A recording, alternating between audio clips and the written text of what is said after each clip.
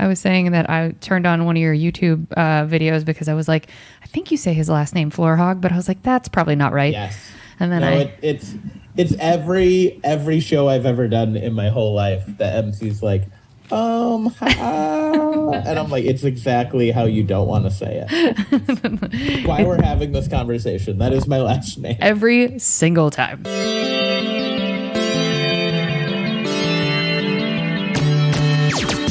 Oh, hi, you're listening to Service from Hell, a podcast featuring people that are currently in customer service positions or the lucky few that got out and all of the good, bad, and infinitely irritating things that go along with that work.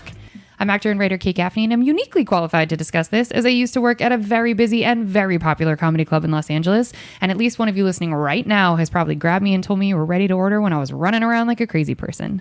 So, let's eat!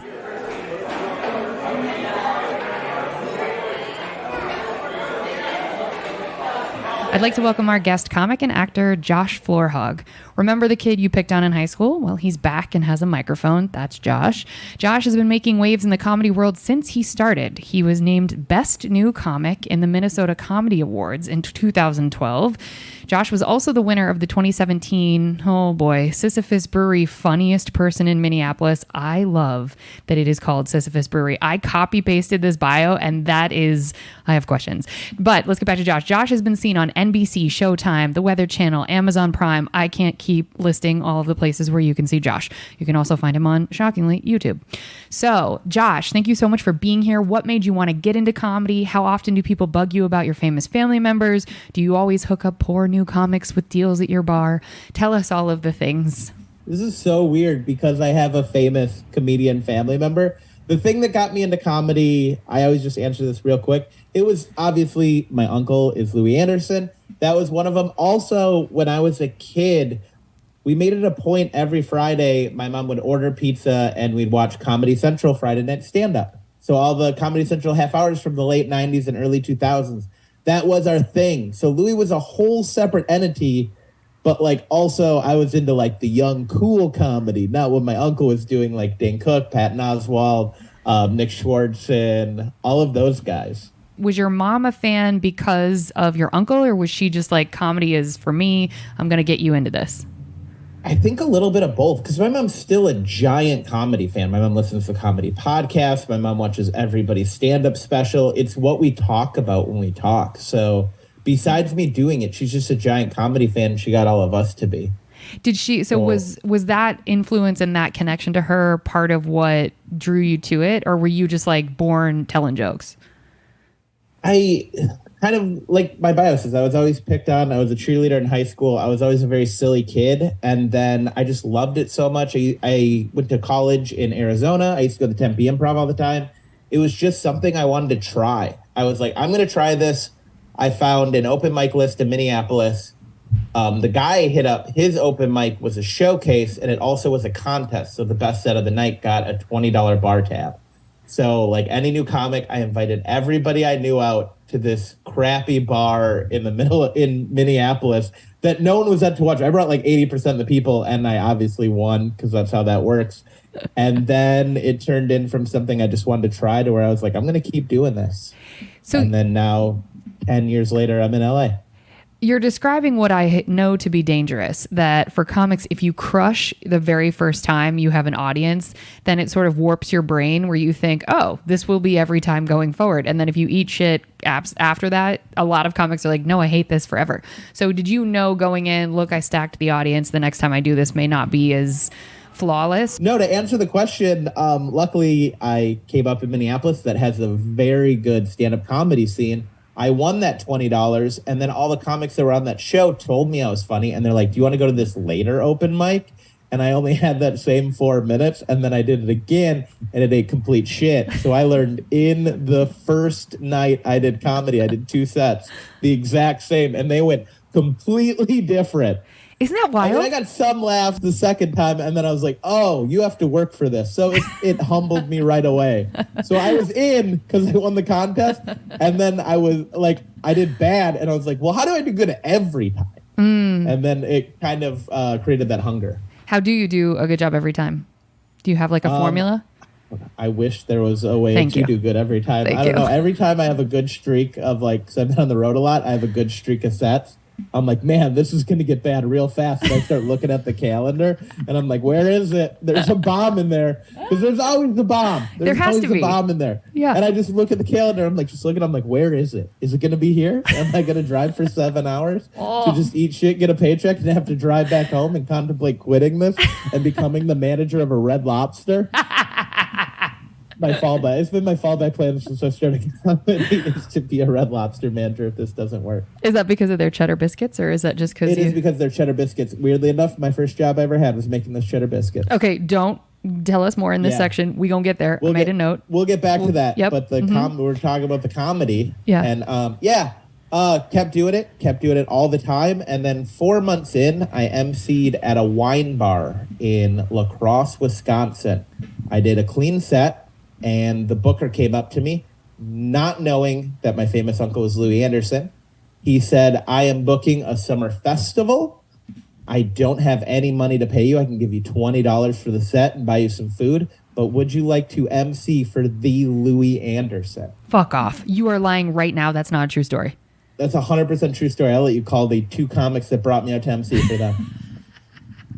And I was like, yeah, I'd love to. So that's how I met Louis. Because Louis is my great uncle. He was famous by the time I was born. I had went and seen him once when I was a little kid. I went to California once, and I got to go to a taping of Family Feud. But like, we didn't know each other. He knew how I was related to him, but we didn't. He wasn't like, oh my gosh, Josh exists. So when the comic came up to you, or the booker came up to you and said, I want you to do this festival and open for Louis, did you then say, oh my gosh, that's my great uncle? Or were you just like, cool, Yes. no problem? You did. Yes. Okay. I was like, that's my great uncle. And he goes, what? And he goes, oh, should I tell him? And I'm like, he does not know who I am. That's not going to matter at all. Wow. So did you meet him then? Yeah. I had texted him a couple days before. I got his number through my grandma, and I texted him and I said, hey, you're in La Crosse, Wisconsin. And he said, absolutely. How many tickets would you like? And I said, I'm emceeing. And he said, call me right now. Because he was like, how did that happen? And then I told him the story, and he said, that's amazing. I'm very happy for you. And then we met in person. I asked him, I said, will you watch my set? And he said, absolutely not. Why? And I said, why? And he's like, how long have you been doing this? And I'm like, 6 months. And he's like, I have no interest in watching that then. And I was like, why? He's like, well, right now I'm really into mentoring people. And he goes, you're so new. And my advice is so beyond where you're at. I want you to just have fun with comedy and keep learning who you are on stage and stuff like that. There shouldn't be a time for me to be super hard on you. This should be you kind of finding your footing. And I don't like stuff like that. I'm very hard on myself. So I was like, no, watch my set. I want all of it. I want all of it. And then he made me shake on it and sign a piece of paper that said I wouldn't get mad if he wrote what he wrote. And I went on, I did my set. I got off stage. This is going to get even more touching. And he threw the notebook he was sitting behind the curtain of the theater at me. And I grabbed it and I was flipping through it. I couldn't find anything. And I go, there's nothing written. He goes, holy shit. You're actually really good at this. He goes, you just have to slow down. Oh my God, that makes me want to And cry then I right didn't. now. And then I didn't slow down for 2 more years. And he was mean to me every show. I remember once I got off stage and he goes, did you do a bunch of coke before this? And I go, no. He goes, that's what the crowd thinks. And then he just walked on stage. He would just say something super backhanded to me and then let me sit on it for his whole hour and 10 minute set. Like once he was like, I know I only gave you 10 minutes. You didn't have to do 15. Hey guys, how you doing? And then he'd walk on. He's like, you ran the light and you don't get to do that even for me. Holy shit. Oh no, I didn't run the light. I just talked so fast that I did that amount of time in that under amount of time.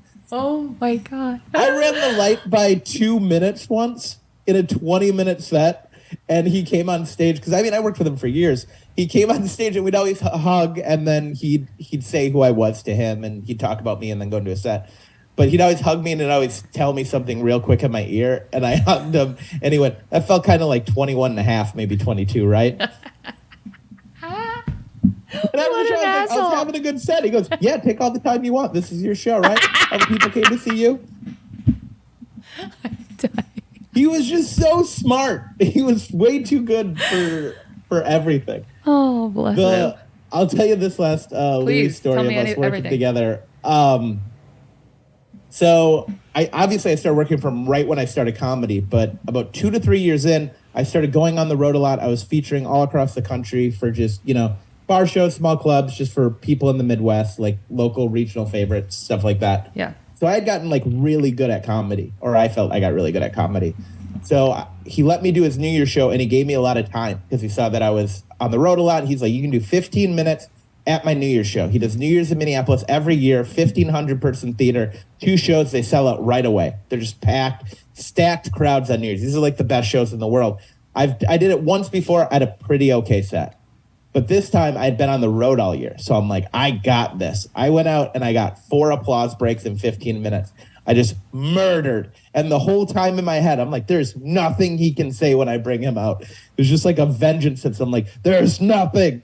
And then I gave him a hug. And I swear this is what he said. I am elated. I had just burned this theater to the ground. I gave him a hug and he just whispered in my ear. He goes, see what happens when you fucking listen to me? And then he just walked out on stage. And I was like, oh, he couldn't have just said good set. And then I walked into my dressing room and my girlfriend was in there. And she had been sitting with Louis and watching the set. And she's like, she gave me a kiss. She met me right at the curtain. She's like, holy shit, that's the best that I've ever seen you have. And I go, did you watch it with Louis? She goes, yeah. I go, what did Louis say? And she's like, the whole time, he just kept being like, he's listening to me. He fucking gets it. This is everything I told him.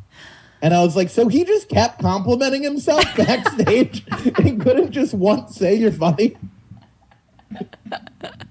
I love that so much. So so I have to know though, when you did that New Year's show, how far into comedy were you? I know you said you'd been on the road and stuff, but how many years in were you? 4 or 5. Okay. So do you feel like, is that how long it took for you to hit your stride where you're like, I have a voice, I know what I'm doing? Okay. Yeah, that's when I got into like really writing and really figuring out what I was doing. Obviously, you worked at a comedy club for years.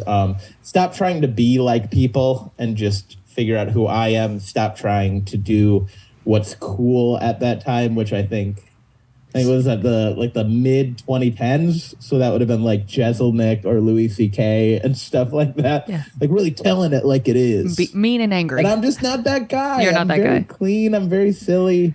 And I just really started to embrace that. So are you a fully clean comic? Is that the only way you work? No, I can do both. That's awesome. That's a skill and a half. I can do both, but I don't know. I do both.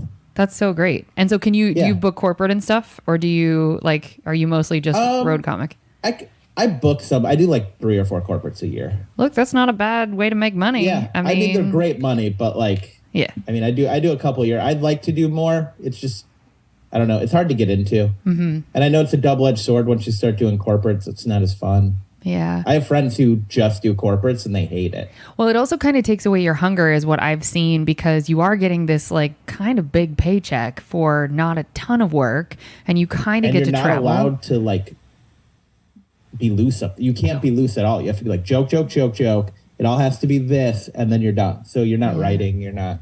No, yeah, I could see you. It's kind of like, I'm trying to think of an equivalent, like for, it's just don't take away that hunger. It's like when a comic gets too rich and then you're like, yeah, no one can relate to you. You're too disconnected. It's kind of that where I could see why. But if you can't pay your rent, get ready. I'm about to do a Zoom. Like I get it. Oh, I did so, because I lived with Louis during the pandemic. I did so many corporate Zooms. Did you do them with him? Corporate. What? Would you do them with him? I would never. He never. He did that Rush Tick special online, and that was it. He watched me do Zoom shows. He would want to, and then I did a bunch of I would do 20 minutes for like $80 to $100 because they'd want longer, and I'd just be like, no. And they're like, we'll give you more money. And I'd be like, no, I'll do this. So he'd watch me do it, and then every time he'd be like, nope, you know what? Never mind. All it took was watching you have to suffer. He would sit in, I'd have my computer placed and he'd be just sitting right behind it and he'd be like, this is fucking miserable. What a dick. How did you? He's like, oh my God, there's no fun way to do this, right? Because he was like, well, I'll watch yours and then I'll see if there's a way I could create it so it's fun. And I was like, all right. And he watched, he's like, there's no way to make this fun or good. Oh my God. He's like, I get why you're doing 20 minutes. These people don't want to be here at all. So... So much. I'm dying. So I didn't even get to tell the audience. So the way that Josh and I met was I was doing like, I don't know if it was like my second or third open mic ever. And I was so in so much like emotional turmoil because I didn't want to do it. And I went into where Josh also bartends. And I was just like, I don't know, I'm just going to eat something and write jokes. And I think I had a Comedy Store shirt on or something. And you made a comment. You did, or a sticker on your notebook. Oh, that's right. It was one of the two. Yeah. And you were like, oh, you were really kind. And you were like, oh, it's like, I don't even think you said, are you a comic? You said something with the Comedy Store or something like that. And I was like, I just started pouring on you like you were a therapist. I was like, I'm so scared. I'm bad at this. I don't want to do it. And you were like, okay, it's okay. Like you were so gentle with me. And then you came back with all these recommendations and then you discounted my bill. And I was like, this is comedy. Everyone's nice in comedy. And then everybody is nice in comedy. Yeah. Until nice 5 minutes later. And then I was like, oh, no. Josh is very much an exception to this rule. But I was That's what I've been riding on. That was really? One of Louis' biggest advice. He's like, you think I'm a good actor or good looking or funnier than anybody? No, but if you're the nicest person, everybody will give you work. And we're just like him and me. We're just both genuinely nice people. He's like, just don't get mean ever. Yeah. He's like, just keep being you forever and don't think it's cool to be mean and you'll get work.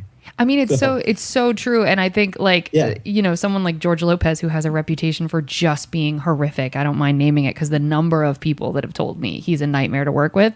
And I just met someone while we were striking who was like, oh yeah, like I was part of the Lopez show. He's a nightmare. And he just started like dubbing. He was like, when you become famous, like the worst parts about you get amplified and so do the best. And if you're already a dick, like fame's gonna make you worse. And he was like, Lopez has this thought of like, I'm not helping anybody because I had to climb my way through hell to get here. So that's what, everybody else should have to pay their dues. And I was like, that sounds like a fun energy to be around all the time. The worst way to look at stuff. It's the worst way to live. Why not help people? Like I don't get it. Okay, so Josh, so get us up to date. So you're going to be out and about in Minneapolis again. You go out a lot. So go ahead. Yeah, I never like paying for things. This is the cool part about comedy is you can be it's my mom's birthday, October 26th. So I will be at the Courtyard of Andover, October 27th, and then I will be somewhere in the Duluth area, October 28th, because I wanted to come to Minnesota for my mom's birthday. So I made sure that my plane ticket and all my expenses would have been covered with comedy pay. Wait, that's brilliant. Don't make yourself sound stupid. That's brilliant. I love that. I know. I got a list of dates from this booker who was like, hey, I'm putting together my fall. Are you planned on coming back home? And then I saw that weekend and I was like, boom, come back home for my mom's birthday. It's right before it snows and my mom will feel like I love her. You tricked your mom. What a gift. And you know what? She's not coming to either show. Why? She has to work. Oh, that's such a bummer for us. My mom has only seen me twice. My mom saw me once with Louie in Arizona because she lived in Arizona, and I bombed so hard. The crowd was so old. They hated me so much. They were so old. I knew I was going to do bad before I got there. And then she came to my Laugh After Dark taping, so she got to see me do really good once. Oh, I love that. I love that she's only seen you twice, and you've been doing this for not 5 minutes. Like, wow. No. Okay. But she lived in Arizona when I lived in Minneapolis, and then, Yeah. Well, it happens. We've never lived in the same state since I've been an adult. So. Oh, damn. Wow. Okay. Yeah. Well, that'll do it. Okay. Well, so you're going to be out there. I'm going to put a link to all of your stuff in the show notes and everything. Yeah, I got a bunch of stuff in LA. I'm around here a bunch. I'm at the Rec Room this weekend. I'm all over the place. Okay. Amazing. Well, it's good you got a free trip for your mom's birthday to show her how much you sort of love her. That's really lovely. Well, before love my mom, I'm going to Minnesota for my mom. All expenses paid. Yep. Okay. Before we get out of this section, I just want you, if you're comfortable sharing, shared a really touching moment that you had with Louis towards the end. And I don't know if you're comfortable sharing that, but I just think it's like that man was lovely and kind until the very end. And I think it's easy for people to. Okay. Which moment do you want me to share of him at the end? The time we were mean to a girl? Yes. Yes. Right now. Share that. I'll share the time we made a girl cry the day before Louis died. That sounds awesome. I need to stop sharing this story. The story's so funny though. He was passing away, whatever. He was sick and he wanted to die at home originally. So he had a hospice nurse there. And hospice nurses are not, there's hospice nurses and then hospice caretakers.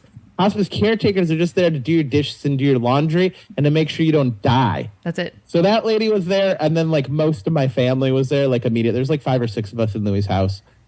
And we were all just kind of taking turns going in there, chatting with him, or just holding his hand while he slept. Just very beautiful, sweet stuff. And I went in there, and when I went in there, like he still would pull it together to fuck around. And so I went in there, and I guess he tricked the assistant girl into clipping his fingernails, which they're not supposed to do, I guess. But I go in there, and she's like studying, and Louis goes, she clipped my nails too short. Like he pulled off his oxygen mask, he could barely talk. And I go, oh man, they're probably gonna have to take your hand. Then he goes, they're probably gonna have to take my arm. And then at this point, she starts freaking out because she wasn't supposed to like clip his nails. She's like, I'm so sorry, Mr. Anderson asked me. And I just looked her in the face and I go, he was fine before you clipped his fingernails. And he just pulled off his oxygen mask and went, Josh, I think I'm going to die because of this. You guys are so mean. And then she started bawling, and then my grandma yelled at me. And my grandma was like, what are you guys doing? Your grandma should have yelled at you. That's terrible. This poor girl quit the next day. She went to her office. She's like, I can't. She's like, I don't care if my brother's dying. I'm going to yell at him too. She goes, Louis, what are you doing? And he's just in there laughing. Like he can't even breathe. He's like hyperventilating. Oh my God, I love it. Bless him. What a way to go. Yeah, I like that story. Bits forever. This is the thing that's relentlessly irritating about groups of comics, but is also the most fun shit of all time. Is just it's unrelenting. Like there is no pause button. If you said to a group of comics like, yo, just not tonight. Like I just, my dad, my mom, my brother, they all got killed in a plane crash today. I'm just like trying to power through. Like, please just don't give me a hard time tonight. You would get piled on so much harder just because you had 3 dead family members that it's like. I would wait like 10 minutes. So it's totally, I already have this thought up. Like once you said it, I'm like, what could I say? I'd wait till it's really silent, and I would just be like, so do you get their airline miles? So did Delta give you a voucher for that, or like? It is so sick. Like I started, my dad is dead, and I make jokes about my ghost dad a lot. And I was back with my high school girlfriends who like walked me through that terrible time. And I was like, listen, if you're gonna something, my ghost dad will blah blah blah, because I was just so used to saying it. Their faces, they were like, oh, and they didn't know how to touch it. And I was like, it's okay. I made the joke. It's okay. And I was like, oh, right. Comics are unhinged, unwell people. You can't just be that way with everybody because people get offended. It's not. Oh, my family was so mad at me because I was the one, because I live in LA and he lived in Vegas. So I was the one who was in charge of a lot of stuff. Like other people took care of it. I just had to, my job was to physically be at a lot of things. So I went to go cremate him. And it was just me and my cousin. And I tweeted on the drive there. I wrote, going to cremate my mentor, father figure, and best friend. And by cremate, I mean smoke at the famous Dave's Barbecue right by his house, as he requested. And so many of my family wrote me mean stuff. I was driving when I tweeted it. I was driving, so I didn't get to read the responses on Facebook. And my mom called me 20 minutes later, and she's like, what the hell did you tweet? And I told her, I go, why is it blowing up? My first question, because again, I'm a comic, and we were just so starved for entertainment. I was like, why is it going viral? Am I relevant? She was like, no, but so many people are mad at you. Because my mom like got me. She follows Instagram and Twitter and all that. She's like, you're getting so much hate. And I'm like, I'm not taking it down. She goes, I know you're not. I just want you to know that you're in a very emotional state right now. I'm sure you're crying a lot. And I'm like, I've been crying the whole drive. And she's like, just don't angrily respond to all these people. That's the only thing I'm going to ask you. I'm not going to tell you not to tweet these super messed up things. For the record, I do think that was crossing the line. But I'm not going to tell you not to do it. You guys grieve in your own way. You and Louis are screwed up people. So she was just like, just don't respond to people. You can tweet whatever you want, but don't start any Facebook fights with your family. Tell me, how many people did you respond to? None. I didn't. Wow. I listened to my mom on that. I was too emotionally wrecked where I was just going to start writing mean stuff to my cousins who live in South Dakota who don't get my version of joking and are trying to grieve in their way. I don't need to write eat shit. I don't need to write eat shit to a 75-year-old relative. I don't know. I mean, maybe you do. I mean, I wanted to really bad, but my mom told me not to, and then I thought about it for a second, and I'm like, yeah, it's not going to solve anything. If it was a regular stranger, I would have done it. Yeah. But I don't need it to be like my Aunt Pam. Yeah, blood relatives. You're going to have to see at Thanksgiving and be like, I told you to eat shit. And they're like, yeah, I know. Yeah. I was there. There's Josh who went to the cremation so he can tweet whatever he wants. What a hero. Were you shocked at how many bags of stuff they gave you? Like, did everybody thinks it comes in like just like an urn? Were you shocked at how it was not just an urn? Well, I knew it was going to be big. Louis was not a small man. I knew it was going to be a lot. People don't realize that it's like, no, it's the full human body. It's very heavy, it's too. Heavy. And they put it in a big box. It's in a big moving box. Also, were you there when they cremated the person you were with? No, I wasn't. They just put them in a cardboard refrigerator box. Shut the fuck up. You're lying. Yeah, because we did like me and my cousin. They were like, we were the first cremation in the morning. We were there like 4 a.m. So they were like, "Oh, do you want to say goodbye and see the body one last time?" And I guess my cousin agreed to that for us. I have a phobia of dead bodies. 1, yeah, who 2, doesn't? Wasn't that scary? I loved Louis so much that it was fine. Yeah, but he was just in a cardboard box, and again unhealthy. I looked at the crematorium and I was like, "Man, this must have been one big refrigerator." Did they laugh? They didn't laugh. They didn't know what to do. No, it was 4 a.m. She's like, "No, we just have cardboard." And I was like, she's like, "I'm not even giving you anything for a bit. Fuck you." I know. And my cousin just rolled his eyes at me, and I was like, ew, whatever. Comics are insufferable people. Yeah, I'm not going to not do this. Okay, we can move on. Thank you for sharing all of that. May he rest. I know a lot of people that worked with him and had only wonderful things to say about him. So, he was the bestest. Yeah, that's cool. I hope he visits you when you're on stage and gives you a hard time, because that never stops. Tells me to slow down. You know how many? I got that text a lot because he loved me and talked about me to so many people that like a lot of big comics were like would just, especially at the Comedy Stores 50th, a couple people came up and pat me on the back and said "slow down" into my ear. Oh, I would sob. It was really sweet. Oh, that a makes couple of them didn't know that Louis gave me that advice, but Louis gives everybody that advice. He didn't even tailor it to you. That's his being a mentor. He just is like, slow down. It was just a mentoring thing he did for everybody. How special does that make you feel? What a jackass. It does. Okay. Well, thank you so much for sharing that. All right, folks, we hope you enjoy. Well, okay. So do you feel we're going to give your socials and everything out at the end? So everybody listen till the end. Okay. So we hope you enjoyed your apps. We're going to move on to the entrees after a quick break.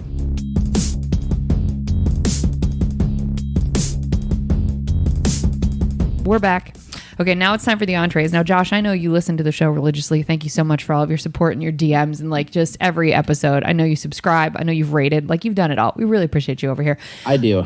So you already know this whole spiel, but you know we start with the same question every time, and then we go down the list because people get annoyed if I don't. So the very first question we start with is, what was your first job ever where the government was taking taxes out? Now, some people say like paper route, whatever. You say whatever was the first. My first job was, like I said earlier in this podcast, making Cheddar Bay biscuits at the Red Lobster in Surprise, Arizona. Surprise is the name of the city? Or you're full of shit? Surprise is the name of the city. You're just a walking bit. Like, you have no other option than to be a comic. Like, nope. That's it. Yeah, I worked at the Red Lobster in Surprise, Arizona. I made the biscuits, and then I was the expo, or as a position I called Hot Food Go. My job was to put sauces on the plate and put them on the tray with the ticket, and then the server would come pick them up. Okay, I have 6,000 questions. How old were you when you did this job? 16, might have been 15. 15 or 16. I was an early adopter of paid labor as well. Okay, why did you pick Red Lobster over all the probably myriad options you had for chain restaurants? Because Red Lobster is just a chain. Yep, it was opening. Surprise, Arizona, it's a suburb of Phoenix. It's right by Glendale where all the stadiums are. It's even more west of that. So it was being built when we moved out there. So everything was brand new. They were building a Red Lobster. I liked their product. So I was like, I like cooking. I've always liked cooking. So I was like, I'm gonna apply to work in the kitchen. Wow. Okay. And do you still like cooking? Even after that job? I still do. I went to culinary school. I have a bachelor's degree in hospitality and restaurant management from Le Cordon Bleu Schools in North America. We did it. I didn't know about this before I booked you. Okay, put a pin. I'm writing all these notes. Put a pin in Le Cordon Bleu because I got questions. But okay, so I got answers. I love that. And debt. I feel you. Okay, so you pick Red Lobster. How long was your tenure of just making biscuits? Because I feel like you would want to graduate to like sous chef or fry guy or whatever. Ooh, I moved everywhere. Man, they took advantage of me and my friend Bayan. He went to high school with me. Me and him both went to culinary school after that, but we both started in the kitchen. We were the only, obviously, we all live in SoCal or the Southwest. Kitchens are mainly Latino guys, and they deserve wages, and high school kids do not. So they moved us all around that kitchen because we were totally cool minimum wage because we kept getting to do new stuff and learn new stuff, and that was so fun to us. Wow. Okay, so you would move. Where was it considered like a promotion to get off of the expo line? Because expo's hard. It's hot. It's fast. It's repetitive. Like I went from Hot Food Go to biscuits. So I had both of those. It was mainly Hot Food Go, and then I get to biscuits 2 days a week. Moved into the app line, and then went from biscuits and salads to hot appetizers and morning prep on weekends. On weekdays, I would still just do biscuits at night because I had school. And then I moved onto the line. I did fryer first, and then I did grill, and then I did broil. And then I never graduated to assembly. I started culinary school by that time. So, wow. Okay. We've talked to other guests who have done not that level of just moving through the lines, but we've talked to other guests who have done fryer. Which was worse, doing the fryer, the grill, or the boiler? There's nothing to compare. I worked fryer during Never Ending Shrimp. Here's the deal with Red Lobster. Like, Red Lobster is so fresh, and I'm sure it's does so much damage on the environment. Environmentally, probably the worst decision Red Lobster has.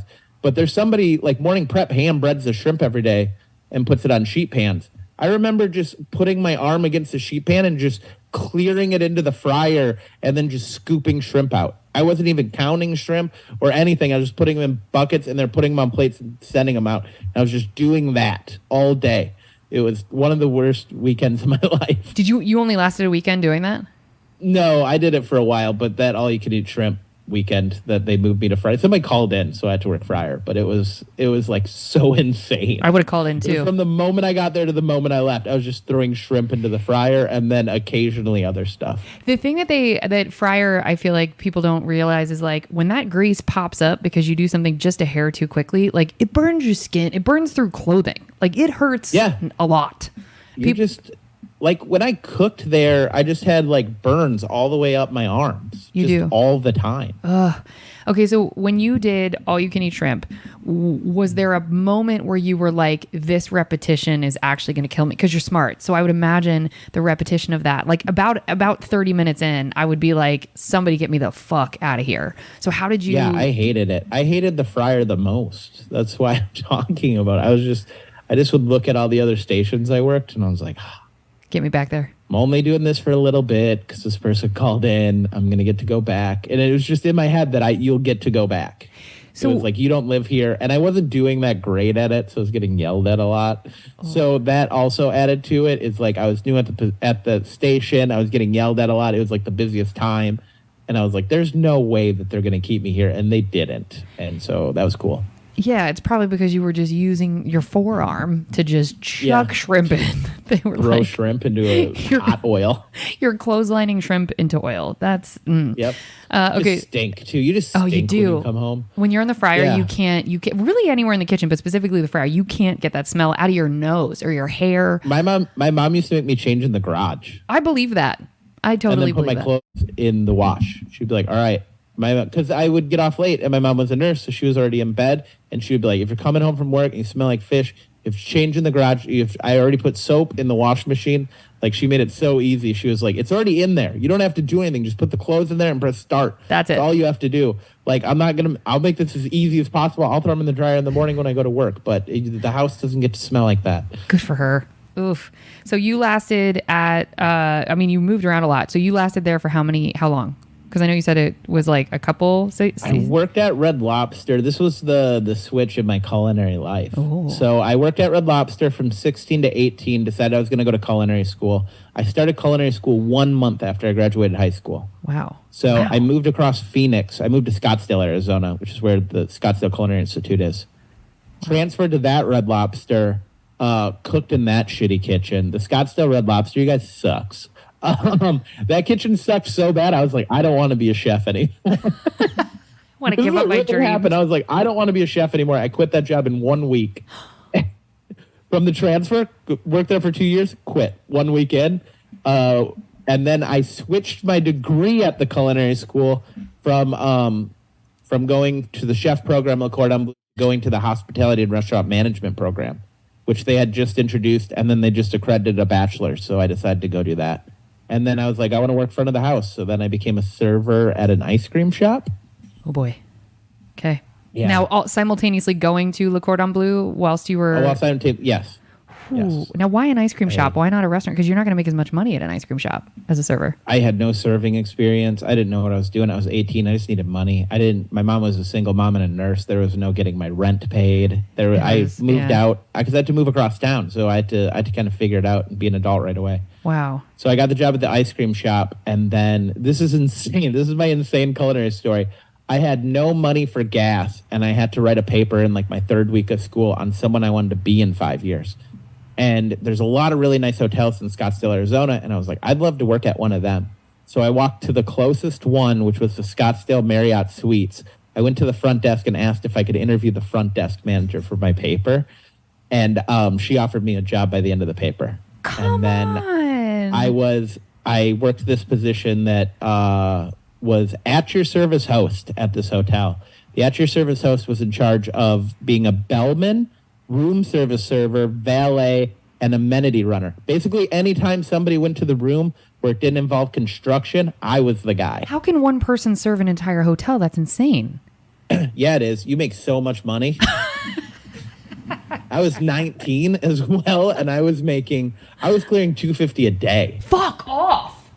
Yeah, I once wore a sweatsuit to Ruth Chris when I was 18 because I wanted a steak and I had a bunch of money. I was just being a piece of shit. The chef sees you walk in and is like, for sure, this dude can't afford whatever we're about to serve him. And I walked in at like 7 p.m. on like a Sunday. I didn't think I needed a reservation. I didn't know reservations worked. I was a kid. I look back at some of the things I did and I'm like, man, fuck me. Big flex. Okay, so you are at the Scottsdale Marriott, but you have no money for gas, so that's why you walked to the hotel. Yep, that's why I walked there, and then I started there, and then I got money for gas. Okay, so did you then quit the server at the ice cream shop job? Oh yeah, I quit that ice cream shop job that weekend. You're the first person I've ever talked to that didn't lie about restaurant experience on their resume to like it. Because the number of people I know, like I didn't lie either. I should have because I could have gotten to bartender faster. But everybody I know is like, oh yeah, you just make up a restaurant nobody's ever heard of and you slap that on your resume and then they'll hire you. And I was like, oh, interesting. So it's like OTJ training. And it was like, oh yeah, you drop a lot of trays, but like you get there. And I was like, I'm wired differently. So good job us being honest. Yeah, and then I got that job, and then I bounced around. I went from that to the Melting Pot, and then I worked at the fondue restaurant chain. Please explain to people who don't know what Melting Pot is. I can't imagine the hell that was. Go ahead, please tell. The hell that I loved the Melting Pot. The Melting Pot was the best job I ever had in my whole life. Why? I don't know. I just liked it. And this is now I'm a stand-up. It's performance. You're the show. It's like Benihana's. You're making the stuff at the table and everything. It's very fun. You're making people's day. This is so dumb, but this really does mean stuff to me. That's not like, dumb. I don't know. It's an anniversary birthday place, so like you're always part of somebody's memories, I guess. I loved it. It had a huge wine list. I took a lot of wines classes in hotel and restaurant management school, so I knew a lot about wine. So if you had to choose between comedy and like a Melting Pot style job that was like attached to a hotel where you were clearing all kinds of money, would you give up comedy to do that? No, I actually gave up the Melting Pot to do comedy. Oh, look, it says I worked at the melting pot that long. I worked at the melting pot forever. And then I moved to Minneapolis once the economy crashed in Phoenix. When was that? And it was 2008. Oh. It's like right after I graduated college. Yeah, got it. Okay. So I moved to Minneapolis. I worked at that melting pot. And then I did that open mic. I brought that staff from that melting pot. That's and awesome. then comedy started taking off. And then I quit that and started bartending at the airport. Oh, my God. Yeah, that was my main. I had that job for 7 years. The melting pot the airport? Airport. Oh, God. I have heard Mornings, so many. Mornings. No, 6 Josh, no. 6 to 2. No, so I could do comedy at night. Josh, That's how much I love comedy. You're an insane person. I would wake up at 4 a.m. to drive to the airport, to the shuttle parking, take the shuttle to airport, go through security, and then start and open the bar so it could be open by 6 a.m. Tell me how it felt to be serving these alcoholic assholes at fucking 6 a.m.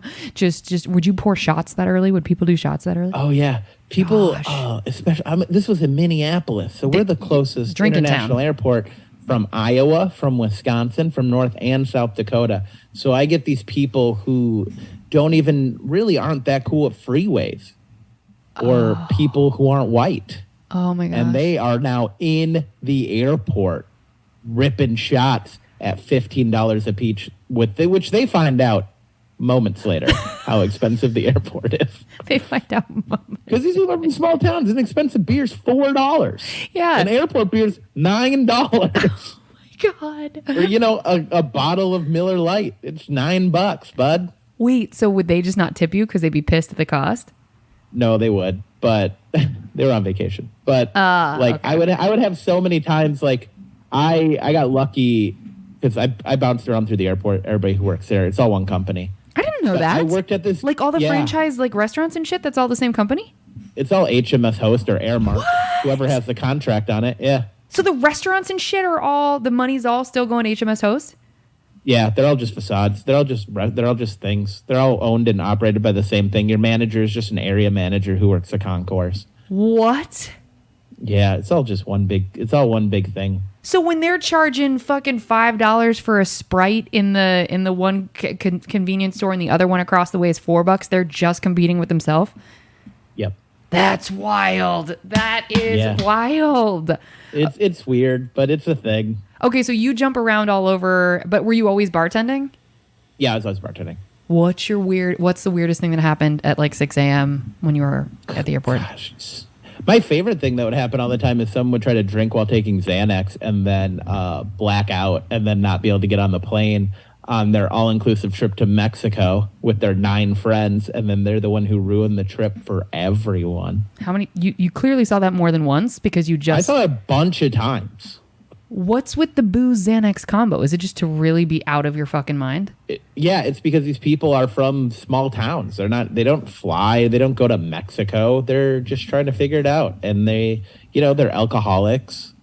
Yeah, that'll do it. Wow. Yeah, people just always, people fly for every reason. It's all weird. Yeah, it is. It's usually business travelers, and that's super normal. Oh, the weirdest thing, I'm trying to rack my brain now. The weirdest thing is the lead singer of Air Supply said something super messed up to me. Can you tell us what the lead singer said? He was coming in, and I knew they were in a rock band. I didn't know who they quite were. Okay. And so I asked, and I was like, oh, where'd you guys play? Because I was like, let's Google that. And then he was like, oh, we were at Treasure Island. And I opened for Louis at Treasure Island. I'm like, oh, I've also played Treasure Island. And then Did you say that? Yeah. Good for you, I used to say that all Josh. the time to people. It was fun to me. Good. Like, oh, I also played that theater. And I go, oh, who are you? And he goes, you can look me up, but I bet your mom was on her back a lot to my voice. And I was like, ugh. Ew. Why would you say it like that? Was so gross. Ew. Yeah, Ew. he said that to me. A real human being said that to me. First of all, get over yourself. Second of all, ew. Third of all, the fact that he said it that quickly means that's a canned response that he has assaulted other people with. May that era of rock and roll be fucking over, where these just entitled I called my mom. I go, you ever get banged out to Air Supply? You did not. You're She so goes, full "Ew." of shit. She goes, Joshua, why? And I go, that's what he said. And she goes, ick. Ick is right. Wait, You did don't you have really to say repeat banged that. out to You your don't own? have to repeat that, Josh. Josh, that's disgusting. Well, good for you. Now it's forever commemorated on a podcast. It is. God bless your mom. That happened. Someone threw up on my bar one time, and then I had to clean it up. So that was no. disgusting. Why did you have to clean it? Were you the only one working? I was the only one working. I could have went and got like airport cleanup people. Yeah. But it would have taken so long, and he threw up in the middle of the bar. So you would have lost money. This has to get cleaned up right now, not in 35 minutes. So I'm not going to sit and look at puke. But did you overserve him? I'll clean him. Or was it your fault? What? Did you overserve him? No, I only served him one drink, but he had been drinking up and down the concourse. That's the thing. That's the way you can get away with being overserved. Bar hopping is the way to do it at the airport. So by the time he gets to you, he does one more drink and does it immediately come out? Yeah, he threw up on the bar, and I went, ugh. And then I made him clean some of it up, but I had to clean a lot of it up. I go, ew, and I threw a towel at him. I go, you have to clean that up. Did you really? That's so awesome. But he's fucked up, so it was probably just spreading chunks all over. Ew. You know, when you bartend, like, you can get away with things with people. Too many things. Like, saying things to people who say screwed up things, you're like, no, I could get away with telling this guy to go to hell. It's that line. There's a real dance. I've crossed that line several times, but when you don't cross it, it's real fun. We all do. Yeah. I mean, yeah. So to disinfect, because at least, I mean, that was Arizona or Minneapolis that you were at the airport? Minneapolis. So like the rules are probably a little different there, but in California, because it's the airport, so it's like heightened cleanliness and stuff like that. So then, did you get the powder that absorbs it and is allegedly a disinfector, but it's really not? No, I just went and grabbed super big spray bottle chemicals that were in the dish area and just sprayed the bar down with all of them and wiped it with a towel. You gave everybody brain damage because you're like, this combination feels right. Pew, pew, pew, pew. And then the bar just melts. Okay. When you were there, was there ever a moment where you were like, that's a federal agent and he's about to do something? Or like, could you like peg people? Yeah, tell me. Yeah, I got to watch a guy get beat up for jerking off. Josh, I need you to pause. He was jerking off at the gate. You need to pause for that sentence to be absorbed by the audience, because that's the first time that sentence probably has ever been said in the world. Okay, so this gentleman was self-flagellating at the gate? Tell me. At the gate. Tell me. At the gate. And then he got beat up by security. And then he kept being like, oh, stop. Oh, stop. You could tell he wasn't well. He wasn't well or from this country. He was a little bit of both. Oh, he was like Middle Easternish or Greek or something like that. Why the escalation to beating him up? Couldn't you just take his hand off his penis? They originally were like, you have to come with me, and then he was like, no, not going to do that. I'll just stop jacking off. And they're like, no, you have to come with us. This is against the law. And then he was a bigger dude. He definitely did not want to go with them. So they had to beat him up. Not beat him up, but like they had to fight him out of his seat and then drag him down the concourse for a little bit till he started to comply, because I think he thought if he fought them off, he would just get to fly. To just fly. He might have been Russian. Now that I described it, that's like what Russian people do. Rules don't apply to me. Like, no, I'm just going to stop. And then this is over. Yep. End of issue. He was like, no, I'll be done. I guess. Fine, you caught me. Was he doing it like under a blanket, or was he just like hand down his pants going for it? He had like he was wearing like, I don't know, like Middle Eastern like robes. Oh, got it. So Okay. He was like tucked in, but like I was the bar across the way and I saw his dick a couple times. It was still out when they were wrestling. He did not put it away. Josh, this is a bit. That's a bit. His dick was not out. Put it away. He was just like, "I'll stop." He didn't even make an effort. So the unearned confidence of men in general is just, that's what he could do at the gate. Wow. You know what? Let's not kink shame. Maybe airport public getting caught. That's his thing, you guys. That's his thing. That's just his thing. 2023. Be accepting. With your dick out. Wow. So you saw that. Do you have anything that tops that? The Xanax pass outers, that was a thing. Man, I can't believe that was common. Like, I mean, yes, I can believe it, but like, that's a wild. Did you ever see, was there ever a moment where you were like kind of nervous and you were like, if you see something, say something kind of experience there? Yeah, there was a kid who was wandering around that I called about, and then he had just like evaded his person. Oh, he was like being handled because he was flying by He himself was or being something. handled, and then he got away, and then he was like just rambunctious. And then I thought that was something, and I said something, and they're like, "We got it taken care of." You're like, okay, sorry. Thought he was being trafficked, but whatever. Yeah, we were also on high during the Super Bowl. We thought 5 people were being trafficked, that they weren't. They were just Because the kids. Super Bowl, they like sit us down before that week because the Super Bowl is in Minneapolis, and they're like, "This is the biggest event for human trafficking, and we are the 4th biggest airport in the country, so there will be so much trafficking here." And And then anytime we saw somebody slightly look unhappy with someone who looked slightly scary, we kept calling it for trafficking. they're We were like, pissed. that person's probably being trafficked. They're like, hey, man, you took the training too seriously. We need you guys to relax. We all took it so seriously. We thought we were saving. We all were being heroes. I mean, you were. I didn't realize it was Yeah. the 4th biggest airport in the country. So that just means that the volume was just insane. It's a Delta hub, so the Oh. volume's insane. Yeah, that'll do it. So it's a big layover spot. Okay. I told another fun airport story. I asked Kyle Van Noy, who is the linebacker for the New England Patriots at the time. Okay. His team lost the Super Bowl in Minneapolis to Philadelphia. I had asked him if the team he came to the Super Bowl for won, because he didn't fly home with the team. He stayed 2 extra days because his model wife was doing a photo shoot. So he was going to fly back with her like a good husband who's in love. And he was sitting at my bar because Minneapolis, their airport's cool. They take restaurants from the city and they put them in the airport. So it's still HMS Host, but the restaurant's the same. So I worked at an upscale steakhouse, and he was in there eating, and he gave me his credit card, and I was like, "Oh, are you here for the Super Bowl?" Which is what I asked everybody. He's like, "Yeah," and I go, "Oh, did your team win?" And then his head dropped into his hand, and he went, "No." And then it was a U-shaped bar. The other side of the bar, 4 people jumped up, and they're like, "You had a great game. You shouldn't be mad or sad." And then I flipped his credit card over and said, "Kyle Van Noy," and I'm a big football fan. And I said, "Oh, shit, you're Kyle Van Noy." And he goes, "Yes, I am." And I go, "I'm sorry for our whole interaction." And Top to bottom. I'm just sorry. and then I'm like, "I'm sorry from the moment I talked to you." And they just laughed. He just laughed. I gave him his card back, and he's like, "It's cool, man." Bless him.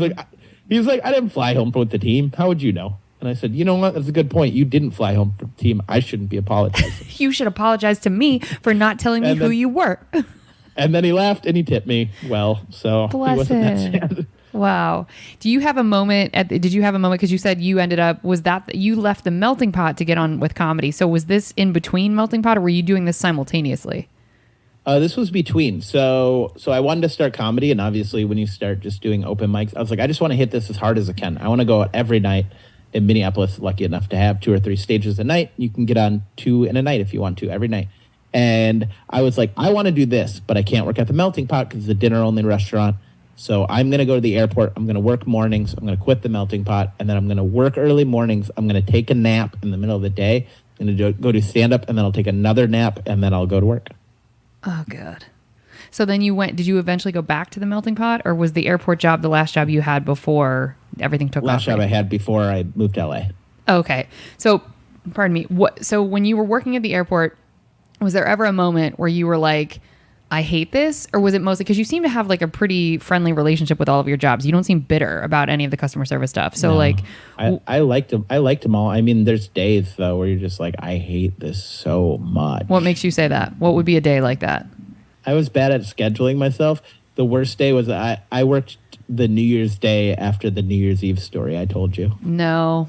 I worked the next morning at 6 a.m. I performed for 3,000 people. I got multiple applause breaks. I made, my uncle paid me very well. He paid me very well. And then at 6 a.m., I was back at the airport getting yelled at because someone's eggs weren't cooked right. I've said this before, and I think it can come off, it doesn't with you, but it can come off as this egotistical, like, I was just on stage. How dare you? It's not that. I wish people could understand. It's just, it's the highest high you've ever felt in your life, and you are so in the flow, and you're like, this forever.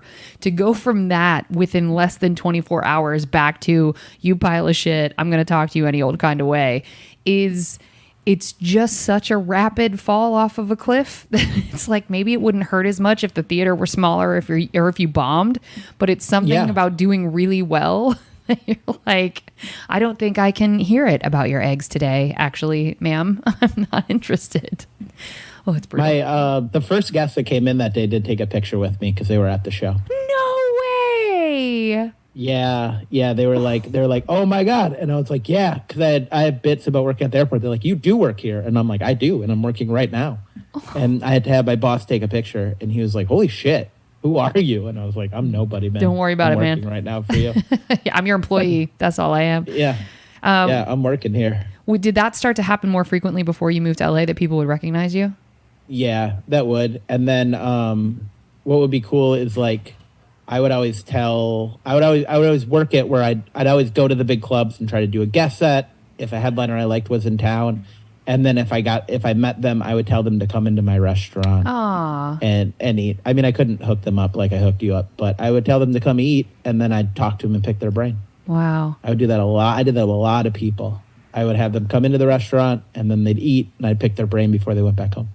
And so what was the moment where you were like, I've got to move to a bigger market? Was it you just kept getting recognized and you were like, I can't just stay here? Or what was it? No, I wish I was that big. Louis was like, I don't know what you're doing here still. Wow. I had some medical issues, so I was in Minneapolis a little longer than I wanted to be. But after all that, and I was all good, Louis was like, you have to get out. You have to get out right now. You have to go. Yeah, because then he kind of put me on a timeline. He's like, all right, you have 8 months to save up money and then move to LA. Good you can for do him. it. Yeah, because I think it can get really easy to get comfortable in a smaller market and just kind of stay. Not that there's anything wrong with staying in the town where you learn comedy and get good at it, but I think if you... I was featuring and headlining throughout the Midwest. I was making okay money. I mean, I probably could have done just that without the airport. And then I was like, I'm just going to kill the airport every day. I'm not touring or doing the road. And then it was just my goal for that 8 months. I'm like, you have to net money every day for 8 months. Yeah. And did you? It's going to suck. Yeah, I did. And then I moved here. Hell yeah. And so it was a profit every single day. Did you work 7 days a week or would you give yourself a day to like breathe? I would give myself like a day here and there, but I would be doing open mics or something that day too. I would just be like, all right, my day off is still being on stage. Even though I'm not making money on stage, I'm getting better on stage. And I just keep doing that. We are psychotic. This is an unwell group. And I totally get that. I get that level of dedication. So was there ever a moment where with any of these jobs where you were like, I want to quit. I'm going to quit. I hate this so much. I'm done. Like, I know you mentioned having bad days, but was there ever a moment where you were like, get me out of here right now? Yeah, a bunch of times. I'm trying to think of specific ones, but there's I've probably quit all my jobs a bunch of times. I've quit BJ's 100 times. Have you really? And they keep calling you back? Oh, yeah. When Louis died and I was all like fucking sad and stuff, we would be out of something and I'd just like slam a plate into the ground into the kitchen. Freak out. That's grief. That's real. Yeah. Like people would call in and then I'd be like you kind of see, I think I was kind of like that when you came in, like we were just crazy busy and I was the only one on. You were the only one. I walked out from a couple of those jobs, like just on that shift, and I come back the next day. I just be like, I'm not doing this anymore. And I just refuse to take people. And then they let you stay. They're like, that's okay, Josh. We know you're a good bartender. Yeah, this is kind of our fault too. Well, fair enough. I mean, that's true. If you understaff a shift, like that is on them. Yeah. Yeah. I'd be like, no, we're not doing this anymore. If you see me again, I'm going home. Josh has had it. Guys. And then you have nobody. And they're like, please come back. We love you. Okay. I'd logically quit a lot. I've logically quit my job a lot of times. Listen, and I'd explain why it was their fault. This is so relatable. It's so relatable. So what would be the moment where you feel like in comedy, you could be done with customer service altogether? Do you feel like there's a moment? Yeah. $65,000 a year. Okay. So that has to be your minimum. I mean, well, shit. They said in LA County, anything less than 70 is poverty. Okay, yes. That's why it's 65. Because I can live kind of poverty. Kind of, just not full blown. That's what I learned in culinary school. I learned how to make great meals for like a nickel. Really? That's awesome. Not a real nickel, but like I can make really good food for really cheap. So I've gotten so good at that. That's awesome. Do you miss cooking? I know you cook for yourself and your girlfriend, but like, do you miss? Yeah, I cook for myself all the time. Professionally, no. You don't? No, I don't think. No, I get too crabby being a bartender. I don't think I could handle some 21-year-old kid coming up to me and being like, "This said no tomatoes." I'd be like, "Go to hell." Yeah, I mean, I think I could only get yelled at like 4 times before I'd start throwing things. Listen, I'm not a defender of Dane Cook. I used to like his comedy, but I've heard he's not a great person. But I will say his role in the movie. What? I know, I've heard. I will rebuttal that right now on this podcast. Has he been Dane good to you? Cook's the best. Really? Okay, that's good to hear. I performed with them at the Laugh Factory when I first moved here. Yeah.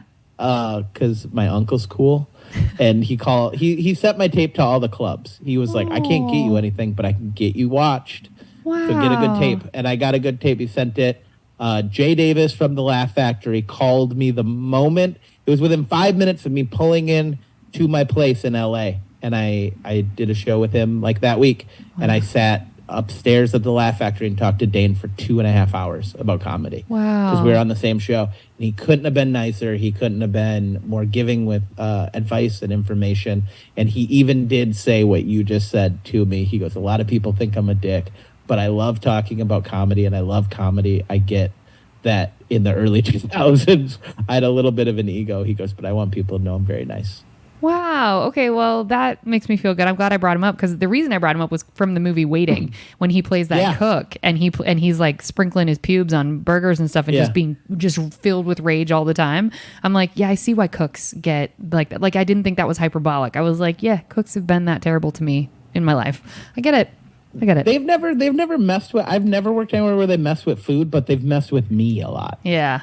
Like, have you ever gotten that? Like I had a cook who thought it was really funny to put soup bowls into the oven. And I worked at a nicer restaurant, so the cook would serve up the soup because they'd like garnish the soup and everything, but he'd put the bowl in the oven, so when I touch it with my hand, it would burn my hand very badly. That's not a funny bit. That's terrible. It's not a funny bit, but it's a bit he did all the time. Would you just be pissed? So, I wouldn't laugh. I would have been pissed. Yeah, like you said, is there any bad times? Yeah, the one I can think of is when I was 21. This guy, Enrique, would heat the bowls up because he thought it was funny. And we did fight one time. We wrestled and he pushed me through a prep table. Oh my God, and you physically fought. Yeah, and then it was like wrestling. We were both mad, but once he put me through the table, we both started laughing.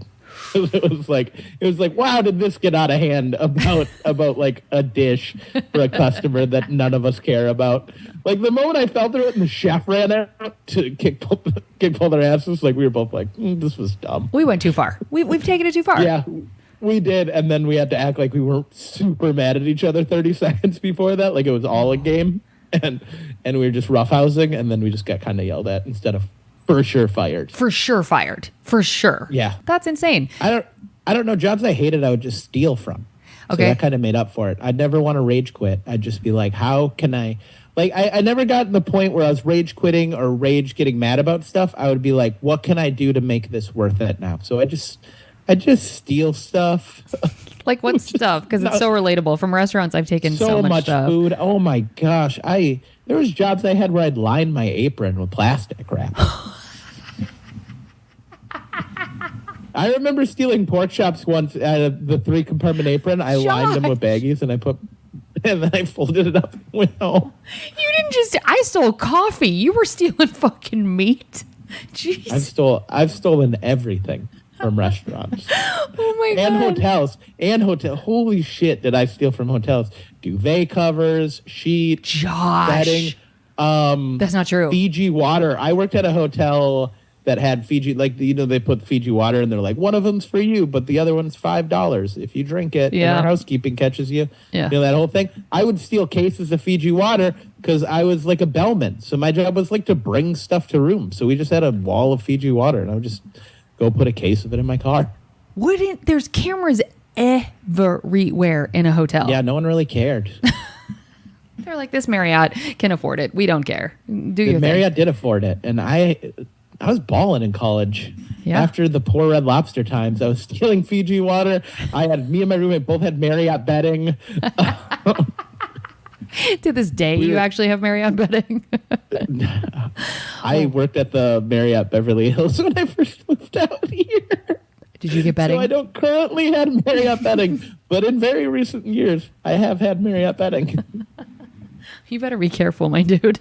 Let's not list any more crimes. Up is that the old GM is such a good friend of mine. He'll probably listen to this and he'd be like, "Yeah, Josh." He'd be like, "Yeah, I'm not going to not believe Josh stole so much stuff from here." I promise you, he knew. If y'all were homies, like managers know everything. He for sure knew. But you have to. Knew. It's kind of like how retail shops account for a fair amount of theft from not even employees, but from like customers and stuff. Like, I mean, there have to be some perks for jobs where you're not getting health insurance and you're not getting the hours you need. It's like they're like, if I'm going to take your coffee, I mean, I know it's illegal, whatever, but like, I didn't steal money. Yeah. So it feels I've never great. stole money from a restaurant. Yeah, you're doing great, Josh. But I've stole everything else. Do you have silverware from restaurants? Oh yeah. I'll be totally out. My steak knives I have are from BJ's. Where you People are from BJ's currently employed. I'm currently employed there. My steak knives are from there. Tell your manager at BJ's to not listen to this episode. That's amazing. I'll tell him to listen. And he'll be like, "You stole knives from here?" And I'll go, "Absolutely." I sure did. I sure did. I just moved. I told him I was like, I'm gonna have to take some things from here. And he was like, "Please don't." After you happen to just quit but come back 3 shifts earlier, then you're like, I also am taking these knives. Thank you so much. Yeah. Okay. I also took a bunch of knives.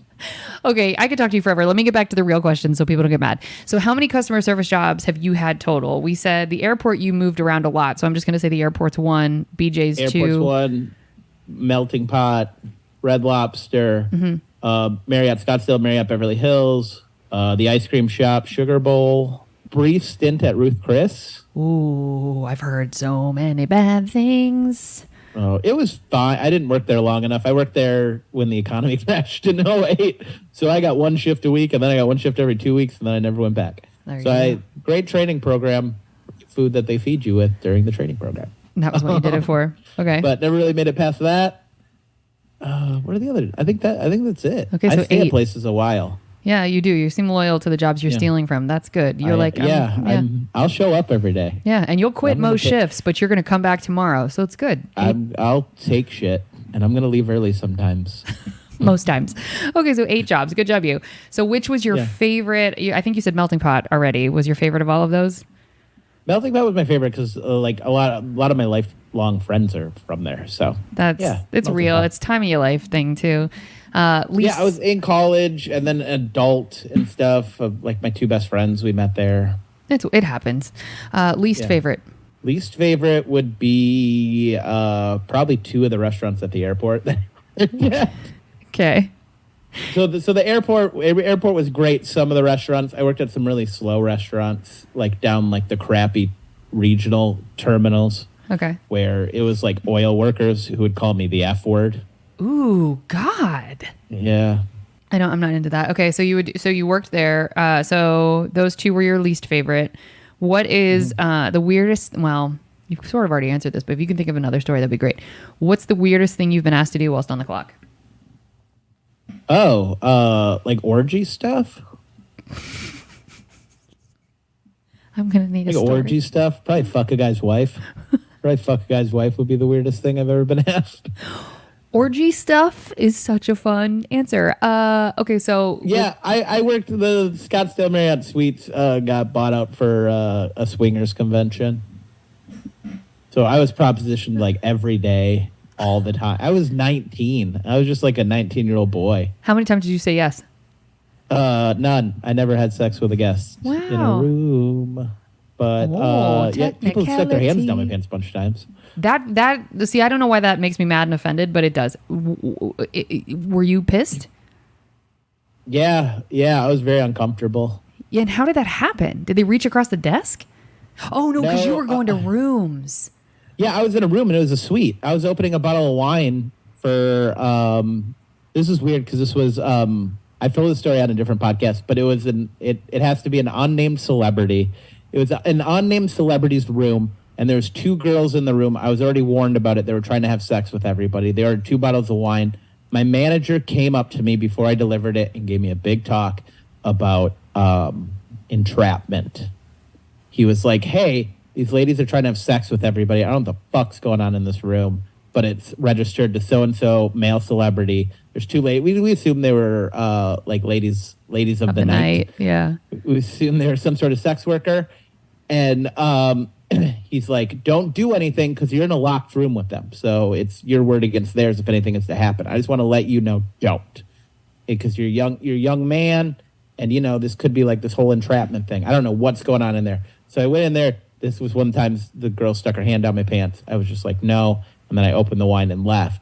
What later, me and another guy were talking, And we're like, yeah, that room was so crazy. And he goes, what if that dude was hidden in that room? 1,000%. I'd say the first thing I thought of. I was like, they were not in the room by themselves. They were in the living room, and the bedroom was facing, and the door was kind of shut. 1,000. It probably wasn't shut at all. He was in there, and he wanted to see. Correct. That's what he was paying them for. That's why 1,000%. They kept ordering random stuff. And I didn't realize that until like months later. Correct. That's it. The first thing I thought of. I was like, well, he was for sure there. Like he had to, because there's a kink thing of like, seeing it, voyeurism type thing. Yeah, and also like, but again, I'm a 19-year-old kid. I don't know what's going on. Yeah, and it's plausible deniability for him though as well, because if he sends them out to do the advancing, then there's no he gets to be like, well, it wasn't me.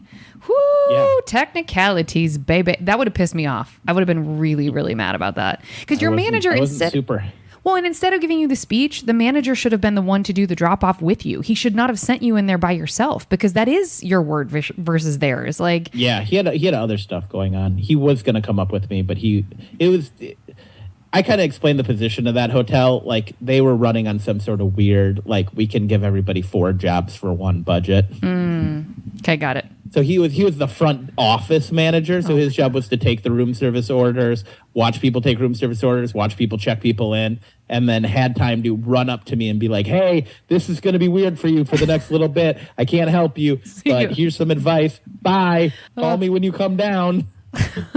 Or when you come. Hey. There we Yay. go. That's for sure entrapment and terrible. Okay, cool. I am going to try and figure out who that was about. Okay. Was there ever an incident where your pissy attitude made them want to speak to the manager about you? Oh yeah, a bunch of times. I'm very sarcastic. I would always say shitty things and they'd be like, go get your manager, and then I'd just go get him. And you're like, George. I can't think of a time that I did it, but I can think of my favorite time it happened. Yes, tell me. It was at the airport. I worked with this guy named Dave Brown. He was like 65. He was like 6'7", thin, just tall lurch man. And it's the airport, so you get business people in there who are a little high on their horse, and they get a little aggressive and mean. Yeah. And we had a 40-seat bar. This guy got lippy, and he's like, "Hey, can you hurry up?" Dave just turned around and shot back. He goes, "I got 2 speeds, man. If you don't like this one, you're sure as shit not going to like the next one." The greatest comeback I've ever heard. And the guy just stopped his tracks and he goes, "I'm leaving." Dave goes, "And get the fuck out of the seat." And then grabbed his water, threw it away, set up a new placemat with silverware and said, "We got a seat for one right here." Before the guy was even turned around. I live for Texas justice in cases of customer service. Good. See ya. I had a lot of times where people would try to rush me at the airport and I'd be like, "I'm busy." And they're like, "I'm not going to stay then." And I'd just go, "Bye." Okay. So it was just a lot of like the airport people are so rushy to you that you are kind of snappy and rude because you're not going to take shit from everybody. Well, that's how I felt at the comedy club. I would say to people, I'd get to a place where I'd say, look around. You see these 99 other people in just this section. I'm responsible for all of them. You are looking at me pouring sweat into your beverage. This doesn't get any better than it is right now. It's wild to me when people don't understand context. And just because they're late for a flight, like, that's not your business. That has nothing to do with you. There's booze on the plane. If it's an issue. Oh, so many people would yell at, they're like, "I'm going to miss my flight." And I'm like, "I don't care. I'm not. I'm working." This is not my scheduling issue. This is your scheduling issue. Sounds like I don't know what you're doing. Yeah. Have you ever told a customer off? Yeah, I've told so many customers off. With them actually knowing or just like jokey? I'd always do a jokey. Oh boy. I like to do it so they don't know. It's fun to me. It's fun to me. One of my favorite things I learned to do was training. I think this was the guy's thing, and he taught it to me, and it's my favorite tell-off thing. I'm sure there's service industry people watching, so I hope you guys like this one. Cool. Is when people ask what's in something, like they'll be like, "Oh, what's in the salad?" You know, like the salad and all the ingredients are listed. You reach over their back and you go, "Let's read it together," and then you follow with your finger and read it. I do it to people probably once a month. Oh my God. They'll be like, "What's in the Santa Fe salad?" I'll go, "I don't know. Let's read it together." And we'll read it. Have they asked to speak to your manager? manager? Just stand there smiling. Do they tip you when you're that terrible with it? Sometimes people like that shit. Like they push you so that you are mean to them because they're like, "This is for me." Sometimes people don't know I'm being mean to them. I think that's fair. You have a very dry delivery. I could see that. Yeah. Okay. So I go, oh, let's read together. How? I'm moving on. How many bodily fluids have been on you whilst you were on the clock? That guy's vomit counts as one. That guy's vomit counts as one. Yeah. I got blood. I've gotten blood on me a handful of times. So bad. What else? Nothing else. I add this. I've added this question because I don't think people realize how like gross working in restaurants is. I mean, they're learning it on this show. I said I worked in a hotel. I probably touched other gross shit. For sure you did. For sure you've touched all of the things. I think I've touched poop before. I don't remember where I touched poop, but I think I touched poop before. At the bar at the airport. Okay. Yeah, probably on the chair. Yeah, on the chair. Do you tip? Yeah, I tip. How much? I always tip at least 20. Even if it's the worst service in the world, you're still getting 15 from me. 15? And you have to be so bad to get 15% from me. You have to like tell me to go fuck myself. This is what I'm only going to give you 15%. We say this all the time. Like, I love that for all of us who work in service or have worked in service, we're like 15 is a fuck you. And it's like it teaches the server or the bartender nothing because they're still getting tipped. But we're like, yeah, well, that would have been 25 or 30. And they'll never know. Would have been. They'll never know. They got 15 like they did from the rest of their table. From everybody else that wasn't stiffing them. Yeah. Is there ever a scenario where you just wouldn't tip straight up? I've not tipped one time, but the person was like super mean to me.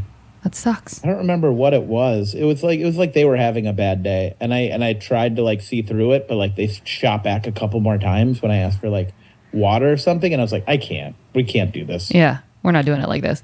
Have you ever been stiffed? Yeah, I got stiffed on my last table last night. Why?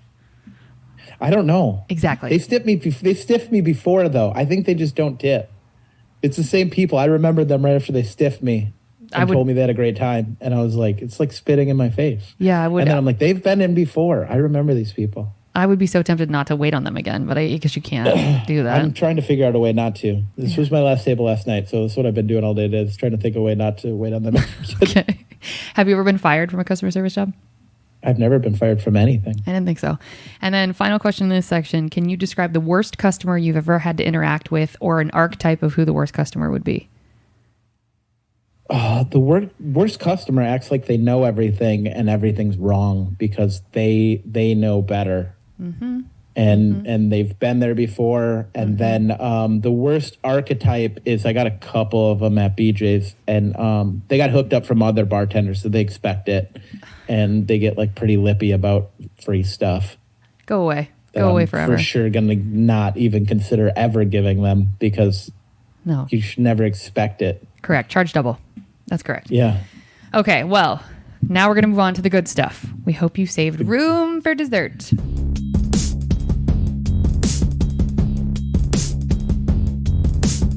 Okay. The good stuff. The good stuff. What is the nicest thing a customer has done for you whilst you were working?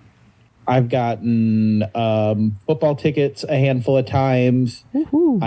When I worked at the Scottsdale Marriott Suites, we were bought out for spring training by ESPN and scouts, bought our whole hotel. So I got to go with multiple baseball scouts to games and I'm a giant baseball fan. I got to sit in the scout booth. This lady for the Oakland A's took me out every week, and I would go watch a day game with her. She was just such a sweet older lady. And I would just watch a day game with her, and I'd watch her scout, and she'd kind of go over things with me. It was so nerdy and so fun. That is so generous. I got to go to that. Also, while at the Scottsdale Suites, it was my 19th or 20th birthday, and a bunch of regulars took me out to eat to one of the nicest steakhouses in Scottsdale. Heck yeah. And it was just so beyond. Our hotel was number 4 in Marriott property for repeat business. Holy shit. So we were a business hotel. So Monday was the exact same people would check in. 200 out of the 280 rooms were the exact same people that were there last week. Wow. So like when I was bartending and doing room service, I got to know these people so well. How does they were that, like, what was that though? I don't understand. Like from a business perspective, were these people that were working in offices in the city as temporarily, or what was that? This is the craziest thing. A lot of them work for General Dynamics, the weapons company. Because it's based out of Scottsdale, Arizona. They are an aeronautics weapons company. So a lot of these people were in charge of making nuclear weapons and mass destruction weapons and stuff. This was the early 2000s, so the height of the Iraq War. Wow. So a lot of these people were working on crazy, huge projects, probably creating everything we know about drones now and stuff like that. Wow. And so they just weren't based in the offices there, so they were flown in. No, they're based in their offices wherever, and then I think the Scottsdale area was like the big one. So like a lot of the team meetings and stuff, like construction was being done there. Oh, gotcha. Okay. There's a lot of things they couldn't tell me, but there's a lot of things that they get drunk and tell me. Yeah, so. that's what happens. Yeah, okay, we'll leave it there because I don't want them coming after me. Okay, what is the best tip you have ever gotten? Because I know you said you got football ticks and stuff like that, but do you remember a monetary best tip? $1,000 Fuck off. at the melting pot. Yeah. For what? It was a 50th anniversary. They rented out our private dining room. There were 60 people. It was me and another server. It was just two of us. Their autograph was $750. They threw an extra $1,000 on it. Damn. That's amazing. Yeah. So $1,700. We each made $9. We each tipped out like $200. So I think we walked with $7. And then the cool thing about the Minneapolis Melting Pot, our owner, we had a 400 label wine list. He loved that we wanted to know about wine, like the handful of us. So he would let us buy wine at his cost. So me and that guy also split a $200 bottle of wine, which we paid $75 for after our shift. Holy shit. Those are the moments. Yeah, that's yeah, so that was a cool one. The $100 handshake is always super nice. Have you I guess at the hotel you would have gotten that a handful of times. Yeah, I got that numerous times. Was that just for bringing luggage up to a room, or was it bringing luggage up to the room, or like getting something really quick? Damn, I tip like $5, and I think I'm fucking Scrooge McDuck or whatever. Layla Ali $100 handshaked me. Hell yeah, Layla. Muhammad Ali's did wife. She beat the shit out of you afterwards, or no? Yeah, her and her husband, Curtis Conway, the old Chicago Bears wide receiver, they came in and they were so nice to me. They're one of my favorite celebrities I've ever met. Wow. Because I had to go to the room a million times. Is her dad still alive? Do we know that? No, he's dead. Okay. Wow. And they tipped you every time you went up there? Every time I went up there. $100 every time? No. They gave me $100 that twice, but they tipped me like 20 or 10 every time I went up there for anything. Like brought towels up, got $10. My ass would have brought up I would have been like, here's my personal cell phone. You call me when you need, if you want different oxygen in this room, I got you sorted. Our front desk manager was from Chicago. He was a Bears fan, and Curtis asked for me on my day off, and my boss texted me and asked me if I wanted to come in. And you did? He was like, I had school, but I came in after. He's like, do you want to come in? Curtis Conway just called for breakfast and he asked for you. And I said, I'm at school. And I was like, I'm not going to leave school to bring Curtis Conway breakfast as much as I want to. Sure, but what a fun sentence. But tell him I'll be there that afternoon. And then they came in the restaurant because I was bartending that night, and they ate with me. Wow. Did they tip you well at the bar? Yeah, they tipped me well. Damn, you got a lot of those stories for being such a curmudgeon. I'm like, wow, these people like you a lot. It's really good. Yeah, I'm all show. I'm so anything you want, my pleasure. And such. I serve at the mercy of the queen. Yeah, I get it. Yes, okay. Yes, I'm a curmudgeon in my head. I'm saying shitty things when I leave, and I'm like, absolutely, I'll bring you another ranch, no problem. Ranch. Okay. Yeah. What's the best lesson you've personally learned from working in customer service? It's to not be a curmudgeon. It's everybody just wants what they want. Just bring them what they like. If you just do it right, it's so much easier than trying to like argue with them about stuff. That's I right. don't know. Just go with it. That's right. Just try to make it happen. Okay. Everybody's different. That's right. Everyone is different. And the final question in this section: what's one piece of advice you would ask or you would give to customers who work in customer service work? Nope. Let me start this over. What's one piece of advice you would give to customers who interact with customer service workers? They're trying their best. Just be nice. They're trying. You don't matter that much. That's what it is. That's my favorite thing. And we talked about it before, but waiting, like everybody's like, oh, you think you're that special to where I'm going to put pubes on your food? I would go through the process of putting pubes on your food. No, I'm just going to go get it made right and bring it out to you. You're not that special. No one's fucking with your shit. Yeah. Just send your food back if you want to. It's just going to get made different. That's it. I don't know. Read the menu. That's what also advice I give to customers. Read the menu. Read the menu. I am so going to come in and put on a wig and then just ask you what's in everything. I'm going to be relentless. You don't think I'll do that to you? I will do that to you in a heartbeat. I just want to experience it. Okay. Yeah, let's read that together. Great. Okay, Josh. So where can people see you? How can people get in touch with you? What's your website? What's your Instagram? Tell us how to get eyes on you. I am Josh F. Comedy on everything. JoshFComedy.com and then Josh F. Comedy on all social media. I keep everything easy. I tell everybody for branding consistency, you shouldn't have a different Twitter handle and Instagram and this, that. Keep everything the same and people think I'm crazy. I'm not crazy. Josh, you and I are geniuses. That's what we've learned today. Well, folks, we're going to drop your checks now. Thank you so much for listening. If you want to help us out here at Service from Hell, we'd love to have you subscribe, rate, and or review the show wherever you listen. It will actually help us reach more people that need to be schooled on the art of being kind and will be catharsis for those of us still working in the industry like Josh. If you want to get in touch with us here at Service from Hell directly, send us your receipts to servicefromhellpodcast@gmail.com. We actually do love hearing from you. Remember, if you can't afford a tip, you can't afford to go out. So don't be garbage and be good to people. It's easier that way. Thanks, Josh F. Comedy, for being on. This was so lovely. Thanks for great service. Thanks for the discount. Thanks for all the things. Thanks for making us laugh. This was great. Thank you. Josh is a Florhaug, so find him on all the things. Thank you folks so much for listening. Good night.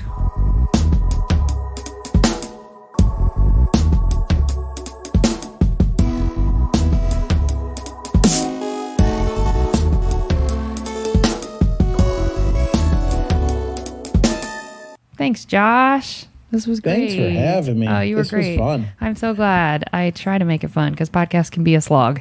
So thanks for doing it. This one's fun because it was about everything I care about. I love that. Just food and comedy. Food and comedy, baby. I'm trying to decide what to call your episode. I might just call it Food and Comedy, but yeah, I took a lot of notes.